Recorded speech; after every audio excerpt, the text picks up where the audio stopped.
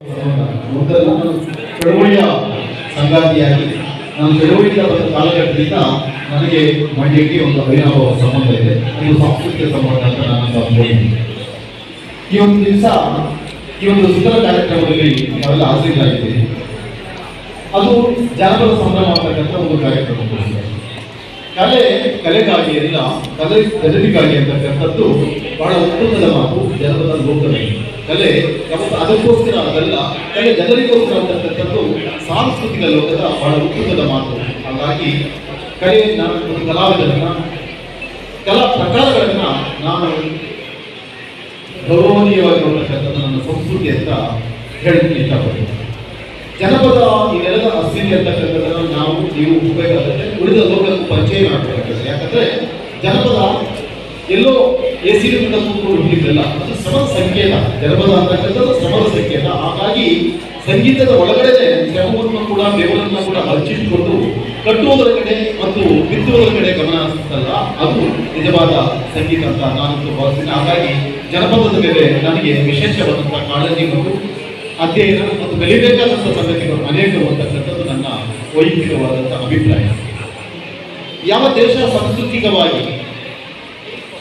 ಸಾಂಸ್ಕೃತಿಕವಾಗಿ ಸಿರಿವಂತಿಕವಾಗಿರುತ್ತೋ ಅಂಥ ದೇಶದಲ್ಲಿ ದ್ವೇಷಕ್ಕೆ ಆಸ್ಪದ ಇರುವುದಿಲ್ಲ ಅಂತಕ್ಕಂಥದ್ದನ್ನ ನಾವು ಒಪ್ಪಬೇಕಾಗುತ್ತೆ.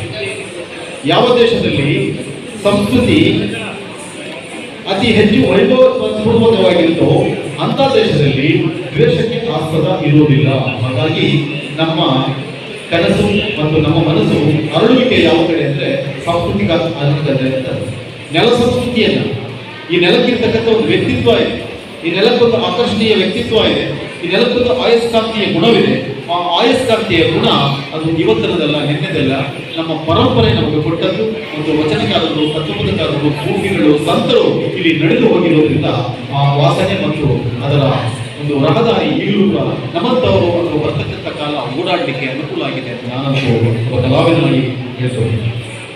ಗುಡಿಗಳು ಮತ್ತು ಗಡಿಗಳನ್ನು ದಾಟುವಂತಹ ಸಾಮರ್ಥ್ಯ ಇದ್ದರೆ, ಗುಡಿಗಳನ್ನ ಮತ್ತು ಗಡಿಗಳನ್ನ ದಾಟುವ ಸಾಮರ್ಥ್ಯ ಇದ್ದರೆ ಅದು ಒಬ್ಬ ಕಲಾವಿದನಿಗೆ ಮಾತ್ರ ಸಾಧ್ಯ ಇದೆ ಅಂತಕ್ಕಂಥದ್ದನ್ನ ನಾನು ಹೇಳಿ ಇಷ್ಟಪಡ್ತೀನಿ. ಬೆಳಗ್ಗೆ ಒಬ್ಬ ಸ್ನೇಹಿತರಿಗೆ ಹೇಳ್ತಾ ಇದ್ದೇನೆ, ನೋಡಪ್ಪ, ಐಡೆಂಟಿಟಿ ಕ್ರೇಜಿ ಬಹಳಷ್ಟು ಜಾಸ್ತಿ ಆಗ್ತಿದೆ.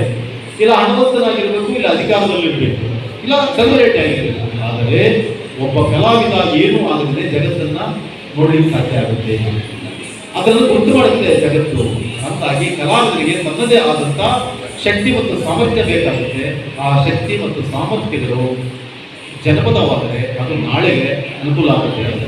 ಯಾಕೆ ಜನಪದವನ್ನು ಬೇಕು ಅಂತ ಹೇಳ್ತೀವಿ ಅಂತ ಹೇಳಿದ್ರೆ, ನಮ್ಮದಲ್ಲದ ಲೋಕ, ನಮ್ಮದಲ್ಲದ ಲೋಕವನ್ನ ನಾವು ಒಪ್ಪಿಕೊಡ್ತಾ ಇದೀವಿ, ಅಪ್ಪಿಕೊಡ್ತಾ ಇದೀವಿ, ಅದ್ರ ಒಳಗಡೆ ವಿಹಾರ ಮಾಡ್ತಾ ಇದೀವಿ. ಭ್ರಮೆಗಳ ಜೊತೆ ವಿಹಾರ ಮಾಡ್ತಾ ಇದೀವಿ. ನಾವು ಭ್ರಮೆಗಳೆಲ್ಲ ಬದುಕನ್ನು ಕಟ್ಕೊಳ್ಳಿಕ್ಕೆ ಸಾಧ್ಯ ಇಲ್ಲ.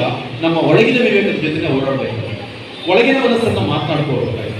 ನಮ್ಮೊಳಗಡೆ ನಾವೇ ಮಾತನಾಡಿಕೊಂಡಾಗ ನಾಳೆಗಳನ್ನು ನೋಡ್ಲಿಕ್ಕೆ ಸಾಧ್ಯ ಆಗುತ್ತೆ ಅಂತಕ್ಕಂಥದ್ದು ಒಂದು ಸಾಮಾನ್ಯ ಜನಪದದ ನಂಬಿಕೆ. ಅದಕ್ಕೆ ನಮ್ಮ ಜನಪದ ಹೇಳ್ತಿದ್ರು ಯಾವತ್ತು, ಅಪ್ಪ ಸತ್ಯವೆಷ್ಟೋ ಗತ್ಯವಸ್ತು, ಸತ್ಯವೆಷ್ಟೋ ಗತ್ಯವಸ್ತು ಅಂತಕ್ಕಂಥ ಮಾತನ್ನ ಒಬ್ಬ ಪಾಂಡಿತ್ಯ ಇರ್ತಕ್ಕಂಥ ವ್ಯಕ್ತಿ ಮಾತಾಡ್ಲಿಕ್ಕೆ ಸಾಧ್ಯ.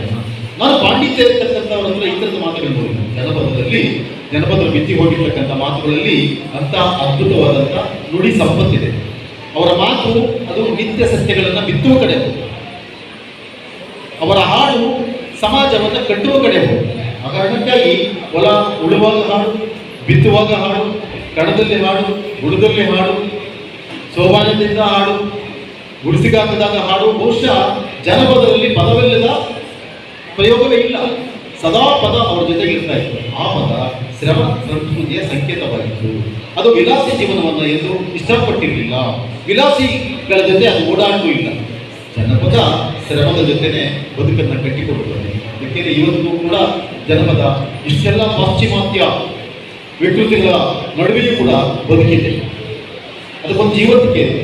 ಆ ಕಾರಣಕ್ಕಾಗಿ ಇವತ್ತು ಜನಪದ ಸಂಭ್ರಮ ಮಾಡ್ತಕ್ಕಂಥದ್ದು ನಮ್ಮ ವೆಂಕಟೇಶು ಮತ್ತು ನಮ್ಮ ಅರ್ಥೋದೆ ಡಿ ನಾಗರಾಜರವರು ಅವರದೇ ಆದಂಥ ಸಾಂಸ್ಕೃತಿಕವಾದಂಥ ಮತ್ತು ಸಾಮಾಜಿಕವಾದಂಥ ಪ್ರಯಾಣವನ್ನು ಇಟ್ಕೊಂಡು ಅದರ ಮುಖಾಂತರ ಸಮಾಜದ ಶ್ರೇಯಸ್ಸನ್ನು ಕೋರುವುದು ಹೇಗೆ, ಜೊತೆಗೆ ಸಂಸ್ಕೃತಿಯ ಉಳಿವಿಗಾಗಿ ಸಾಸಿವೆ ಕಾಳಷ್ಟು ಕೆಲಸ ಮಾಡುವುದು ಹೇಗೆ ಅಂತಕ್ಕಂಥ ಕಡೆ ಗಮನ ಹರಿಸಿ ಇವತ್ತು ಇಂಥದ್ದೊಂದು ಅದ್ಭುತವಾದಂಥ ಕಾರ್ಯಕ್ರಮನ ಅವರು ಹಮ್ಮಿಕೊಂಡಿರ್ತಕ್ಕಂಥದ್ದು ಅನೇಕ ಜನ ಕಲಾವಿದರಿಗೆ ಇಲ್ಲಿ ಒಂದು ವೇದಿಕೆಯನ್ನು ಕಲ್ಪಿಸಿರ್ತಕ್ಕಂಥದ್ದು ಆದರ್ಶನೀಯ ಅಂತ ನಾನು ಅಂದ್ಕೊಂಡಿದ್ದೀನಿ.